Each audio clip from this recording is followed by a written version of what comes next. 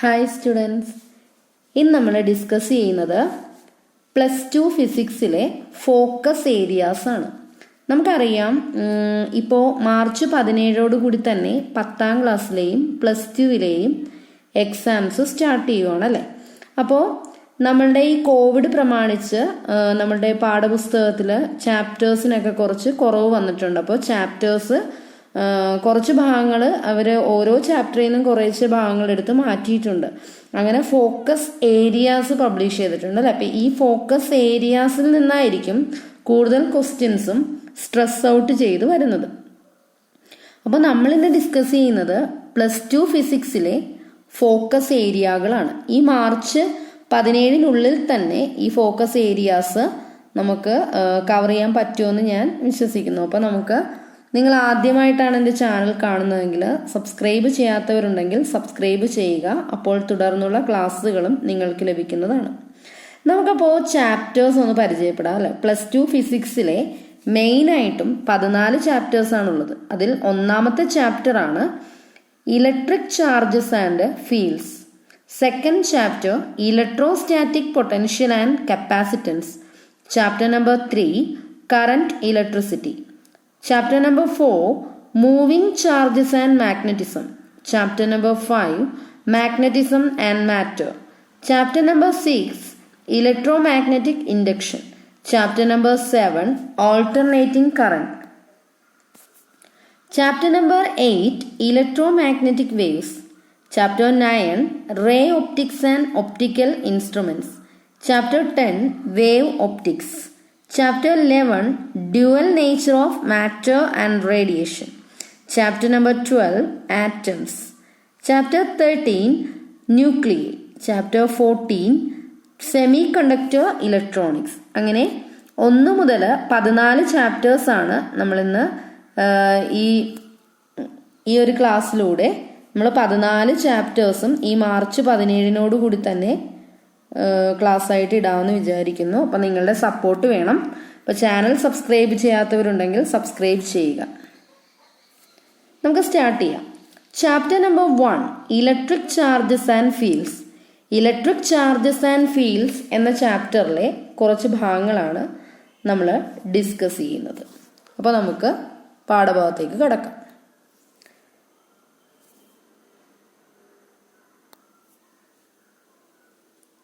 Electric charge എന്താണ്? Electric charge എന്നതുകൊണ്ട് ഉദ്ദേശിക്കുന്നത് നമുക്കറിയാം. ഇലക്ട്രിക് ചാർജ് എന്ന് പറഞ്ഞത് ഒരു ഫിസിക്കൽ പ്രോപ്പർട്ടിയാണ്. ദ്രവ്യത്തിൻ്റെ, മാറ്ററിൻ്റെ ഒരു ഫിസിക്കൽ പ്രോപ്പർട്ടിയാണ്. അതെന്ന് വെച്ചാൽ ഒരു ഫോഴ്സാണ്. ഇലക്ട്രോമാഗ്നറ്റിക് ഫീൽഡിൽ എക്സ്പീരിയൻസ് ചെയ്യുന്ന ഒരു ഫോഴ്സ്. അപ്പോൾ ഇലക്ട്രിക് ചാർജ് എന്ന് പറഞ്ഞാൽ is a physical property of matter. ഒരു മാറ്ററിന്റെ ഫിസിക്കൽ പ്രോപ്പർട്ടിയാണ് എന്തെന്ന് പറയുന്നത്, ഇലക്ട്രോമാഗ്നറ്റിക് ഫീൽഡിൽ ആ മാറ്റർ ഇരിക്കുമ്പോഴേക്കും അതിന് ഒരു ഫോഴ്സ് നമുക്ക് എക്സ്പീരിയൻസ് ചെയ്യാൻ പറ്റും. അപ്പം അതിനെയാണ് നമ്മൾ ചാർജ് എന്ന് പറയുന്നത്. അപ്പം electric charge is a physical property of matter that causes it to experience a force. അതെന്ത് എക്സ്പീരിയൻസ് ചെയ്യുന്നുണ്ട്? ഒരു ഫോഴ്സ് എക്സ്പീരിയൻസ് ചെയ്യുന്നുണ്ട്. എപ്പോഴാണ്? When placed in an electromagnetic field. ഇപ്പം എന്താണെന്ന് മനസ്സിലായല്ലോ. അപ്പോൾ ഇലക്ട്രിക് ചാർജ് എന്നത് എന്താണ് നമുക്ക് മനസ്സിലായി. നമുക്കറിയാം, മെയിനായിട്ടും 2 തരം ചാർജുകളെ പറ്റിയാണ് നമ്മൾ പഠിക്കാറുള്ളത്. പോസിറ്റീവ് ചാർജും നെഗറ്റീവ് ചാർജും. ചാർജുകൾ പോസിറ്റീവ് എന്നും നെഗറ്റീവ് എന്നും നമ്മൾ പഠിക്കാറുണ്ട് അല്ലേ. അപ്പം ഇതിനെ നെയിം ചെയ്തത് ബെഞ്ചമിൻ ഫ്രാങ്ക്ലിൻ ആണ്. നമുക്കറിയാം, ഫ്രിക്ഷണൽ ഇലക്ട്രിസിറ്റി. അദ്ദേഹം ഫ്രിക്ഷണൽ ഇലക്ട്രിസിറ്റി എന്ന് പറഞ്ഞ ആ ഒരു ഇതിലാണ് അദ്ദേഹം പോസിറ്റീവ് നെഗറ്റീവ് ചാർജുകളെ കുറിച്ച് പറയുന്നത്. ഓക്കെ, അപ്പോൾ ഇലക്ട്രിക് ചാർജ് എന്ന് പറഞ്ഞാൽ അതൊരു ഫിസിക്കൽ പ്രോപ്പർട്ടിയാണ് ദ്രവ്യത്തിൻ്റെ.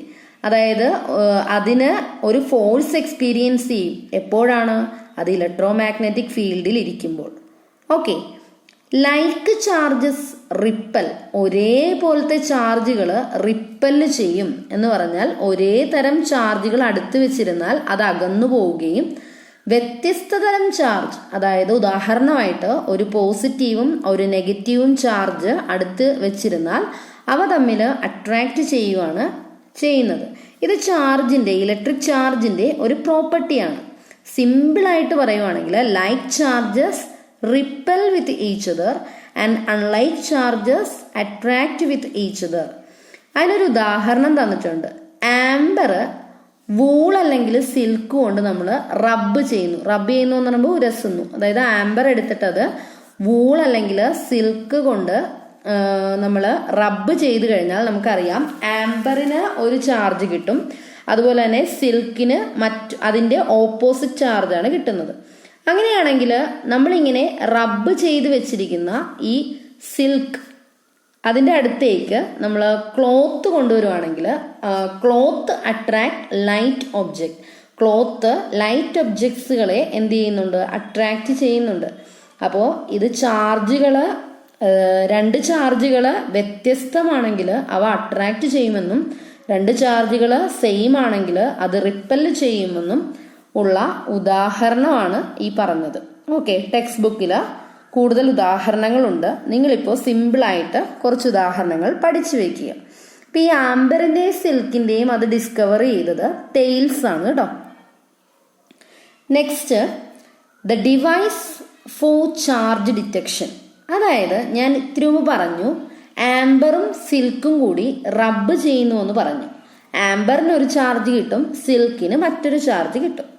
അപ്പോൾ ഒരു വസ്തുവിൽ അല്ലെങ്കിൽ ഒരിടത്ത് ചാർജുകൾ ഉണ്ട്, അതിനെ ഡിറ്റക്റ്റ് ചെയ്യാനായിട്ട് ഉപയോഗിക്കുന്ന ഒരു ഡിവൈസ് ആണ് ഏതെന്ന് പറയുന്നത്? ഇലക്ട്രോസ്കോപ്പ്. ഇലക്ട്രോസ്കോപ്പ് എന്ന് പറഞ്ഞാൽ is a device for the presence of charge. അതായത് ചാർജിന്റെ പ്രസൻസ് നമുക്ക് അറിയുവാനായിട്ട് ഉപയോഗിക്കുന്ന ഒരു ഉപകരണമാണ് ഇലക്ട്രോസ്കോപ്പ്. നമ്മൾ 9ാം ക്ലാസ്സിലൊക്കെ ഇലക്ട്രോസ്കോപ്പിനെ കുറിച്ച് പഠിച്ചിട്ടുണ്ട് അല്ലെ? ഇലക്ട്രോസ്കോപ്പ് നിർമ്മാണത്തെ കുറിച്ചൊക്കെ നമ്മൾ പഠിച്ചിട്ടുണ്ട്. ഓക്കെ, അപ്പൊ ഇലക്ട്രോസ്കോപ്പ് എന്ന് പറഞ്ഞാൽ is A device four charge detection. Next ആണ്, എന്താണ് ചാർജ് എന്ന് നമുക്ക് ചാർജിന് കുറച്ച് പ്രോപ്പർട്ടീസ് പറയുന്നുണ്ട്. എന്താണ് ചാർജ് എന്ന് പറഞ്ഞാൽ? ചാർജ് എന്ന് പറഞ്ഞാൽ നമ്മൾ പറഞ്ഞു അല്ലെ, ഒരു മാറ്ററിൽ പ്രസന്റ് ആയിട്ടുള്ള ഒന്നാണ് ചാർജ് എന്ന് പറയുന്നത്. അതെന്ന് പറഞ്ഞാൽ എന്താണ്? അത് ഇലക്ട്രോ മാഗ്നറ്റിക് ഫീൽഡിൽ ഇരിക്കുമ്പോൾ അവിടെ ഒരു ഫോഴ്സ് എക്സ്പീരിയൻസ് ചെയ്യാൻ കാരണം ഏത് പ്രോപ്പർട്ടിയാണ്? അത് ചാർജാണ്. ഇതൊരു സ്കേലാർ ക്വാണ്ടിറ്റിയാണ്. നമുക്കറിയാം എന്താണ് സ്കേലാർ ക്വാണ്ടിറ്റി എന്ന് പറഞ്ഞാൽ? സ്കേലാർ ക്വാണ്ടിറ്റി എന്ന് പറഞ്ഞാൽ എപ്പോഴും മാഗ്നിറ്റ്യൂഡിനെ മാത്രം ഡിപ്പെൻഡ് ചെയ്യുന്നു എന്നതാണ് ഉദ്ദേശിക്കുന്നത്. അപ്പൊ ചാർജ് ഒരു സ്കേലാർ ക്വാണ്ടിറ്റിയാണ്.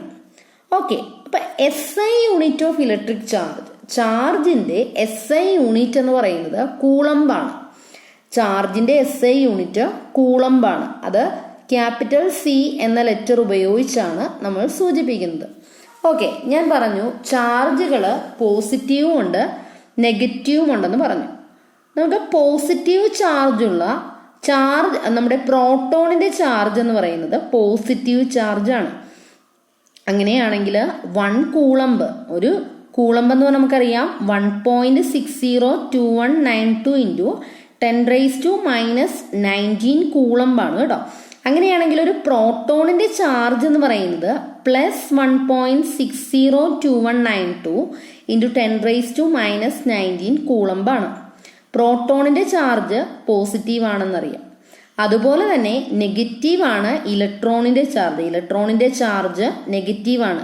സോ ഇതേ വാല്യൂ തന്നെ മൈനസ് ഇട്ട് എഴുതുമ്പോൾ അതെന്തിന്റെ ചാർജ് ആവും? ഇലക്ട്രോണിന്റെ ചാർജ് ആവും. അങ്ങനെയാണെങ്കിൽ ഇലക്ട്രോണിന്റെ ചാർജ് എന്ന് പറയുന്നത് -1.602192 into 10⁻⁻19 കൂളംബാണ്. Matter with a equal number of electrons and protons are electrically neutral. നമുക്കറിയാം ആറ്റം ഈസ് ഇലക്ട്രിക്കലി ന്യൂട്രൽ എന്ന് നമ്മൾ പഠിച്ചിട്ടുണ്ട് അല്ലെ? അതിൻ്റെ അകത്ത് ഇലക്ട്രോൺസിന്റെയും പ്രോട്ടോൺസിന്റെയും എണ്ണം തുല്യമായി വരുമ്പോൾ അത് ഇലക്ട്രിക്കലി ന്യൂട്രൽ എന്ന് നമുക്ക് പറയാം. മാറ്ററിന്റെ അകത്ത് ഒത്തിരി ചാർജസ് ഉണ്ട്. സോ അതിൻ്റെ അകത്ത് തന്നെ പ്രോട്ടോൺസും പോസിറ്റീവ് ചാർജുകളും ഉണ്ട്, നെഗറ്റീവ് ചാർജുകളും ഉണ്ട്. ഈക്വൽ നമ്പറായി വരുമ്പോൾ അത് എന്താണെന്ന് പറയാം? അത് ഇലക്ട്രിക്കലി ന്യൂട്രൽ ആണെന്ന് പറയാം. Matter with excess number of electron, negative ചാർജുള്ള പാർട്ടിക്കിൾസ് ആണ് മാറ്ററിൽ എക്സസ് ആയിരിക്കുന്നതെങ്കിൽ അത് നമുക്കപ്പോൾ മനസ്സിലാവും അത് ഇലക്ട്രോൺസ് ആണ്. സോ ഇലക്ട്രോൺസിന്റെ നമ്പറാണ് മാറ്ററിൽ എക്സസ് ആണെങ്കിൽ അത് നെഗറ്റീവ്ലി ആണ് ചാർജ് ചെയ്തിരിക്കുന്നതെന്ന് നമുക്ക് പറയാം. കാരണം ഇലക്ട്രോൺസിന്റെ ചാർജ് നെഗറ്റീവാണ്. ഇനി മാറ്റർ എക്സസ് ഓഫ് പ്രോട്ടോൺസ് ആണെങ്കിൽ, മാറ്ററിൽ പ്രോട്ടോൺസിന്റെ എണ്ണമാണ് മുന്നിൽ നിൽക്കുന്നതെങ്കിൽ നമുക്ക് പറയാം പ്രോട്ടോണിന്റെ ചാർജ് പോസിറ്റീവ് ആയതുകൊണ്ട് that matter is positively charged എന്ന് പറയാം. അപ്പൊ അത് മനസ്സിലായല്ലോ. Matter with equal number of electrons and protons are electrically neutral. നമ്മൾ പഠിച്ചല്ലേ. അപ്പം മാറ്ററിൻ്റെ അകത്ത് ഇലക്ട്രോൺസിൻ്റെയും പ്രോട്ടോൺസിൻ്റെയും എണ്ണം തുല്യമായി വരുവാണെങ്കിൽ അത് ഇലക്ട്രിക്കലി ന്യൂട്രൽ ആണെന്ന് നമുക്ക് പറയാം. അടുത്തതായിട്ട് ഒരു പ്രധാനപ്പെട്ട ഒരു ലോയാണ്, ഒന്നാമത്തെ ചാപ്റ്ററിലെ പ്രധാനപ്പെട്ട ഒരു ലോയാണ് കൂളംസ് ലോ എന്ന് പറയുന്നത്. ഇത് പരീക്ഷയ്ക്ക് ഷുവറായിട്ട് ചോദിക്കാനായിട്ട് ചാൻസ് ഉള്ള ഒരു ചോദ്യമാണ് കേട്ടോ. State and explain Coulomb's law. Okay, നമുക്ക് നോക്കാം. The force of attraction or repulsion between two stationary electric charges is directly proportional to the product of the charges and inversely proportional to the square of the distance between them. Coulomb's law പറയുന്നത് ഇവിടെ അട്രാക്റ്റീവും റിപ്പൾസീവും force ഉണ്ടാവാം. ഈ force എന്ന് പറഞ്ഞാൽ രണ്ട് ചാർജുകൾ തമ്മിലുള്ള അട്രാക്റ്റീവും അതുപോലെ തന്നെ റിപ്പൾഷനും എന്ന് പറഞ്ഞാൽ ആ ഫോഴ്സിന്റെ വാല്യൂ എന്ന് പറഞ്ഞാൽ it is directly proportional to the product of that charges. രണ്ട് ചാർജുകളാണല്ലോ, ആ ചാർജുകൾക്ക് ആ ഫോഴ്സ് ഡയറക്ട്ലി പ്രൊപ്പോർഷണൽ ആയിരിക്കും. അതുപോലെ തന്നെ inversely proportional to the square of the distance between them. ഈ ചാർജുകൾ തമ്മിലുള്ള ഡിസ്റ്റൻസിന്റെ സ്ക്വയർ ആണ് ഫോഴ്സിന് ഇൻവേഴ്സ്ലി പ്രൊപ്പോർഷണൽ. അങ്ങനെയാണെങ്കിൽ നമുക്ക് രണ്ടും കൂടി ഡയറക്ട്ലിയും ഇൻവേഴ്സ്ലിയും കൂടി ജോയിൻ ചെയ്ത് നമുക്ക് ഇങ്ങനെ എഴുതാമല്ലോ. F is directly proportional to Q1 Q2 divided by R square. നമുക്കറിയാം പ്രൊപ്പോർഷണാലിറ്റി സിമ്പൽ മാറ്റുമ്പോൾ ഒരു കോൺസ്റ്റന്റ് കൊണ്ട് നമ്മൾ ഗുണിക്കും. അങ്ങനെയാണെങ്കിൽ F is equal to 1/4πε0 Q1 Q2 divided by R square. ഇതാണ് കൂളംസ് ലോയുടെ മാത്തമാറ്റിക്കൽ ഇക്വേഷൻ. കൂളംസ് ലോയുടെ ഇക്വേഷൻ എന്ന് പറഞ്ഞാൽ എന്താണ്? F is equal to 1/4πε0 Q1 Q2 divided by R square, where ε0 is the permittivity of the free space. Q1 and Q2 be the two charges and R be the distance between Q1 and Q2. The value of ε0 അതിനെ വിളിക്കുന്ന പേരാണ് permittivity of free space. ഇതൊരു constant ആണല്ലോ. So ε0യുടെ value എന്ന് പറഞ്ഞാൽ 8.854 into 10⁻⁻12. ഇതിന്റെ unit എപ്പോഴും ചോദിക്കാറുണ്ട്. കൂളം സ്ക്വയർ N⁻⁻1 m⁻⁻2 കേട്ടോ. യൂണിറ്റ് പഠിച്ചു വയ്ക്കുക. പ്രോബ്ലംസിനൊക്കെ നമുക്ക് ഈ കോൺസ്റ്റന്റിന്റെ വാല്യൂ ആവശ്യം വരും. ε0യുടെ വാല്യൂ ഇതാണ് 8.854 into 10⁻⁻12 coulomb square N⁻⁻1 m⁻⁻2. Okay, where ε0 is the permittivity of the free space. അങ്ങനെയാണെങ്കിൽ നമുക്ക് ഇക്വേഷനിൽ ഇങ്ങനെയും കൂടി എഴുതാം. F is equal to 1/4πε0 εr Q1 Q2 divide by R square. അങ്ങനെയും നമുക്ക് ഇക്വേഷൻ എഴുതാമല്ലോ. സോ അവിടെ ε0 എന്ന് പറയുന്നത് റിലേറ്റീവ് പെർമിറ്റിവിറ്റി ആണ്. റിലേറ്റീവ് പെർമിറ്റിവിറ്റിനെ നമുക്ക് അതിനെ ഡിഫൈൻ ചെയ്യാം. റിലേറ്റീവ് പെർമിറ്റിവിറ്റി എന്ന് പറഞ്ഞാൽ it is the ratio of permittivity of the medium to permittivity of the free space. നമുക്കറിയാം പെർമിറ്റിവിറ്റി ഓഫ് ദ മീഡിയം എന്ന് പറഞ്ഞാൽ എപ്സിലോൺ ആണ്. Permittivity of the free space നമ്മളിപ്പോൾ പഠിച്ചു ε0 ആണ്. So the relative permittivity is the relation ആണ് അല്ലെ രണ്ടും തമ്മിലുള്ള. So relative permittivity is the ratio of the permittivity of the medium to permittivity of the free space.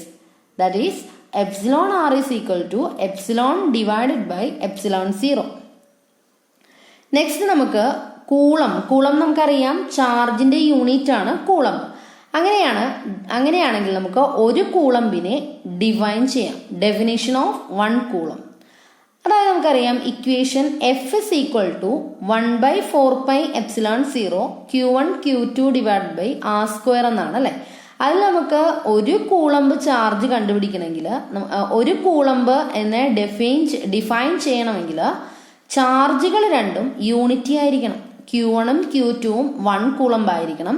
അതുപോലെ തന്നെ അവ തമ്മിലുള്ള ദൂരം, അത് ഡിസ്റ്റൻസ് ബിറ്റ്വീൻ ദ 2 ചാർജസ് എന്ന് പറഞ്ഞാൽ 1 മീറ്റർ ആയിരിക്കണം. അങ്ങനെയാണെങ്കിൽ നമ്മൾക്ക് കിട്ടുന്ന ഫോഴ്സ് എന്ന് പറയുന്നത് നമുക്കറിയാം 1 × 1 / 1² എന്ന് പറയുമ്പോൾ 1/4πε0. അതിന്റെ വാല്യൂ ആണ് 9 × 10⁹ ന്യൂട്ടൺ. നമുക്കപ്പോൾ ഫോഴ്സ് കിട്ടി 9 × 10⁹ ന്യൂട്ടൺ എന്ന് കിട്ടി. 1 കൂളംബ് എന്ന് പറഞ്ഞാൽ എന്താണ്? 1 Coulomb is the charge when placed at a distance 1 meter from another charge. ഒരു ചാർജും മറ്റൊരു ചാർജും തമ്മിലുള്ള ദൂരം 1 മീറ്റർ ആവുകയും അതോടൊപ്പം തന്നെ of the same magnitude in vacuum experience as electrical force of repulsion of magnitude 9 × 10⁹. ഇവിടെ നടക്കുന്നതെന്ന് വെച്ചാൽ 9 × 10⁹ എന്ന് പറഞ്ഞാൽ റിപ്പൾസീവ് ഫോഴ്സ് ആണ് ഇവിടെ ഉണ്ടാകുന്നത്. അപ്പൊ ചാർജ് എന്ന് പറഞ്ഞാൽ അതിന്റെ വാല്യൂ 1 കൂളംബും അവ തമ്മിലുള്ള ദൂരം 1 മീറ്ററുമായാൽ നമുക്ക് കിട്ടുന്ന ഇതെന്ന് പറഞ്ഞാൽ എത്രയാണ്? 1 കൂളംബാണ് അല്ലെ. So 1 Coulomb is the charge when placed at a distance of 1 meter from another charge of the same magnitude in vacuum experiences an electrical force of repulsion of magnitude 9 × 10⁹ newton. Okay, അടുത്തത് നമ്മൾ പഠിക്കുന്നത് Coulomb's law in vector form ആണ്. Okay, നമുക്ക് Coulomb's law in vector form നോക്കാം. ഇവിടെ 2 ചാർജുകളാണ് ഇരിക്കുന്നത്, Q1ഉം Q2ഉം അല്ലെ. 2 ചാർജുകളാണ്. നമുക്കറിയാം സെന്റർ പോയിന്റ് ഉണ്ട് O കേട്ടോ. Q1ൽ നിന്നും O വരെയുള്ള ഡിസ്റ്റൻസ് ആണ് R1, Q2വിൽ നിന്നും O വരെയുള്ള ഡിസ്റ്റൻസ് ആണ് R2. അങ്ങനെയാണെങ്കിൽ F12ഉം എഴുതണം, F21ഉം എഴുതണം. F12 എന്ന് പറയുന്നത് എന്താണ്? ഫോഴ്സ് എന്ന് പറഞ്ഞാൽ force from first charge to second charge, Q1 to Q2. അങ്ങനെയാണെങ്കിൽ F12 എന്ന് പറയുന്നത് എന്തായിരിക്കും? F12 എന്ന് പറയുന്നത് 1/4πε0 Q1 Q2 divided by R12² into R21 cap. അതായത് ഇവിടെ R21 എന്ന് പറഞ്ഞാൽ ഡിസ്റ്റൻസ് എന്ന് പറഞ്ഞാൽ 2വിൽ നിന്നും 1ലേക്കല്ലേ, R2വിൽ നിന്നും 1. അപ്പോൾ R21 മീൻസ് R2 - R1. അങ്ങനെയാണെങ്കിൽ R12 നമുക്ക് അങ്ങനെ എഴുതാം, R1 - R2. R12 എന്ന് പറഞ്ഞാൽ 1ൽ നിന്നും 2ലേക്കല്ലേ. സോ R12 = R1 - R2 എന്ന് വരും. R1 - R2 എന്നുള്ളത് മൈനസ് ഓഫ് R21 ആണ്. നമ്മളുടെ ഇക്വേഷൻ അനുസരിച്ച് ഫിഗർ നോക്കിയാൽ നിങ്ങൾക്ക് മനസ്സിലാവും. R12 is minus of R21. അങ്ങനെയാണെങ്കിൽ R21 എന്ന് പറഞ്ഞാൽ ശരിക്കും R21 എന്ന് പറഞ്ഞാൽ യൂണിറ്റ് വെക്ടേഴ്സ്, 2 യൂണിറ്റ് വെക്ടേഴ്സ് ആണ് ഇവിടെ റെപ്രസെന്റ് ചെയ്തിരിക്കുന്നത്. R12ഉം ഉണ്ട്, R21ഉം ഉണ്ട്. R21 ക്യാപ്പ് എന്ന് പറഞ്ഞാൽ R21 ഡിവൈഡഡ് ബൈ R21 ആണ്. Vector A divided by determinant A എന്ന് നമ്മൾ പഠിച്ചിട്ടുണ്ട് അല്ലെ. അപ്പൊ R21 ഡിവൈഡഡ് ബൈ R21. അതിന് R21 എന്ന് പറഞ്ഞാൽ is A unit vector. R21 is equal two unit vector R12 കേട്ടോ. അങ്ങനെയാണെങ്കിൽ നമുക്കറിയാം F12 നമ്മൾ നേരത്തെ പറഞ്ഞു. അതുപോലെ തന്നെ F21 എങ്ങനെ എഴുതാം? 1/4πε0 Q1 Q2 divided by R21 cap. അപ്പോൾ ഒരു കാര്യത്തെ കൂളംസ് ലോയുടെ ഇക്വേഷൻ നമുക്കറിയാം, F = 1/4πε0 Q1 Q2 divided by R² ആണ്. അതിന് നമ്മൾ വെക്റ്റർ ഫോമിൽ എഴുതുമ്പോൾ നമ്മൾ അതിനൊരു യൂണിറ്റ് വെക്റ്റർ കൊണ്ട് ഗുണിക്കുന്നുണ്ട്. അതായത് 1/4πε0 Q1 Q2 divided by R21² അല്ലെങ്കിൽ R12² ഇൻറ്റു R21 ക്യാപ്പ് അല്ലെങ്കിൽ R12 ക്യാപ്പ്. ഇതാണ് കൂളംസ് ലോയുടെ വെക്റ്റർ ഫോമാറ്റിലെ ഇക്വേഷൻ. അടുത്താണ് electric field. Anything around a charge, അതിനെയാണ് നമ്മൾ എന്തെന്ന് ഫീൽഡ് എന്ന് പറയുന്നത് കേട്ടോ. ഇലക്ട്രിക് ഫീൽഡ് എന്ന് പറഞ്ഞാൽ the region around a charge where its effect can be felt. അതായത് ഒരു ചാർജിന് ചുറ്റും എന്താണോ എക്സ്പീരിയൻസ് ചെയ്യുന്നത് അതിനെയാണ് നമ്മൾ ഇലക്ട്രിക് ഫീൽഡ് എന്ന് പറയുന്നത്. ഇലക്ട്രിക് ഇന്റൻസിറ്റി, അതായത് electric field intensity at a point എന്ന് പറഞ്ഞാൽ is the force acting per unit charge. അതായത് ഫോഴ്സ് ആക്ടിങ് പെർ യൂണിറ്റ് ചാർജിനെയാണ് നമ്മൾ E എന്ന് പറയുന്നത്, ഇലക്ട്രിക് ഫീൽഡ് ഇന്റൻസിറ്റി. ഞാൻ പറഞ്ഞു റീജിയൻ അറൗണ്ട് എ ചാർജിനെയാണ് നമ്മൾ ഫീൽഡ് എന്ന് പറയുന്നത്. ഇലക്ട്രിക് ഫീൽഡ് ഇന്റൻസിറ്റി എന്ന് പറഞ്ഞാൽ force acting per unit charge ആണ്. സോ E സമം എഫ് ബൈ ക്യൂ. എഫ് ആണിന്റെ ഇക്വേഷൻ. അപ്പോൾ അതിനെ അറേഞ്ച് ചെയ്യുമ്പോൾ എന്ന് കിട്ടും, F is equal to Q E. Unit of electric field എന്ന് പറഞ്ഞാൽ എന്താണ്? ന്യൂട്ടൺ പെർ കൂളംബാണ്. നമുക്കറിയാം ഇയുടെ ഇക്വേഷൻ എന്ന് പറഞ്ഞാൽ എഫ് ബൈ ക്യൂ ആണ്. ഫോഴ്സിന്റെ യൂണിറ്റ് എന്ന് പറഞ്ഞാൽ ന്യൂട്ടൺ ആണ്. ചാർജിന്റെ യൂണിറ്റ് എന്ന് പറഞ്ഞാൽ കൂളംബാണ്. So unit of electric field എന്ന് പറഞ്ഞാൽ ന്യൂട്ടൺ പെർ കൂളംബ് അല്ലെങ്കിൽ volt per metre. Electric field എന്ന് പറഞ്ഞാൽ is a vector quantity. Charge is a scalar quantity and electric field is a vector quantity. Vector quantity എന്ന് പറഞ്ഞാൽ എന്താണ്? മാഗ്നിറ്റ്യൂഡിനെയും ഡയറക്ഷനെയും depend ചെയ്യുന്ന ക്വാണ്ടിറ്റീസിനെയാണ് നമ്മൾ വെക്റ്റർ ക്വാണ്ടിറ്റി എന്ന് വിളിക്കുന്നത്. സോ ഇതിൽ നിന്നൊരു ക്വസ്റ്റ്യൻ നമുക്ക് വരാൻ ചാൻസ് ഉണ്ട്. Charge is A dash quantity എന്ന് ചോദിക്കാം. Charge is a scalar quantity and field is A electric field is A dash quantity. Electric field is a vector quantity.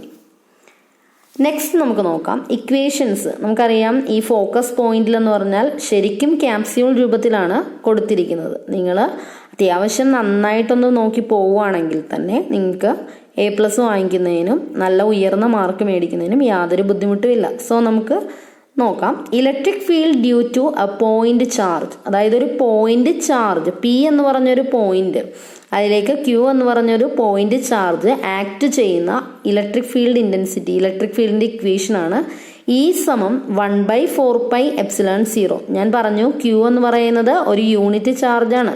So Q1 Q2 divide by r² എന്ന് പറയുമ്പോൾ രണ്ട് ഇതെന്ന് പറയുന്ന ഒരെണ്ണം unit charge ആയതുകൊണ്ട് Q × 1 divide by r². അങ്ങനെയാണെങ്കിൽ electric field due to a point charge മൂലമുണ്ടാകുന്ന electric ഫീൽഡിന്റെ ഇക്വേഷൻ എന്താണ്? E സമം 1/4πε0 Q/r². അങ്ങനെയാണെങ്കിൽ ഒരു ചാർജ് മാത്രമല്ലല്ലോ, ഒന്നിൽ കൂടുതൽ ചാർജുകളുള്ള ഒരു സിസ്റ്റം ആണെങ്കിൽ അതിന്റെ ഇക്വേഷൻ എങ്ങനെ വരുമെന്നാണ് നമ്മൾ നോക്കുന്നത്. Electric field due to a system of charges അല്ലെങ്കിൽ number of charges. Total electric field at a point due to a system of charge is the vector sum of the field to individual charge. അതായത് total field കണ്ടുപിടിക്കാൻ പറഞ്ഞാൽ ഓരോ ചാർജിനും experience ചെയ്യുന്ന electric field കണ്ടുപിടിച്ചാൽ മതി.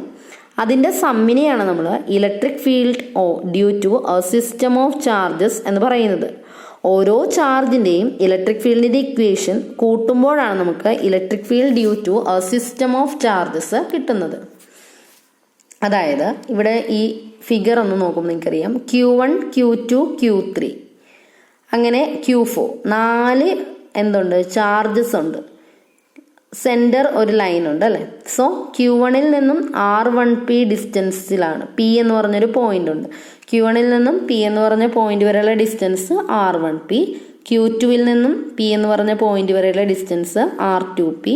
Q3 നിന്നും P എന്ന് പറഞ്ഞ പോയിന്റ് വരെയുള്ള ഡിസ്റ്റൻസ് R3P. Q4 നിന്നും P എന്ന് പറഞ്ഞ പോയിന്റ് വരെയുള്ള ഡിസ്റ്റൻസ് R4P. അങ്ങനെയാണെങ്കിൽ ഇവിടെ ആക്ട് ചെയ്യപ്പെടുന്ന ഇലക്ട്രിക് ഫീൽഡിന്റെ ഇക്വേഷൻ എന്ന് പറഞ്ഞാൽ it's a sum of the field acting by these 4 charges. അങ്ങനെയാണെങ്കിൽ E1 നമ്മൾ കണ്ടുപിടിക്കുന്നു. E1 എന്ന് പറഞ്ഞാൽ 1/4πε0 Q1 എന്ന് പറഞ്ഞ ചാർജ് കൊണ്ടല്ലേ E1 ഉണ്ടാവുന്നത്. സോ Q1 ബൈ ഡിസ്റ്റൻസ് എന്തുവായിരുന്നു? R1P² into R1P cap unit വെക്ടറിന്റെ times, where R1P is the unit vector in the direction Q1 to P. അങ്ങനെയാണെങ്കിൽ E2 എങ്ങനെ കണ്ടുപിടിക്കാം? സെയിം ഫോർമാറ്റിൽ തന്നെ 1/4πε0 Q2/R2P² into R2P cap. Okay, next അങ്ങനെ നമ്മൾ E1ഉം E2ഉം E3ഉം E4ഉം കണ്ടുപിടിക്കും. E4ഉം കണ്ടുപിടിക്കും. അങ്ങനെയാണെങ്കിൽ total field is the sum of individual field എന്നല്ലേ. അപ്പൊ ER is equal to E1R plus E2R plus etcetera ENR. അങ്ങനെയാണെങ്കിൽ 1/4πε0 Q1 divided by R1P² into R1P cap 1/4πε0 Q2 divided by R2P² into R2P cap plus etcetera N വരെ നോക്കും. അങ്ങനെയാണെങ്കിൽ 1/4πε0 Q1 divide by RNP² into RNP cap. അങ്ങനെയാണ് summation apply ചെയ്യുമ്പോൾ E of R, അതായത് electric field due to a system of ചാർജിന്റെ equation ഏതാണ്? ടിക്കിട്ടേക്കുന്ന ഇക്വേഷനാണ് E of R is equal to 1/4πε0 sigma, lower limit വരുന്ന ഐ ഇസ് ഈക്വൽ ടു 1 തൊട്ട് n വരെയാണ് പറയുന്നത്. QI divided by RIP square into RIP cap. ഇതാണ് ഇതിൻ്റെ ഇക്വേഷൻ.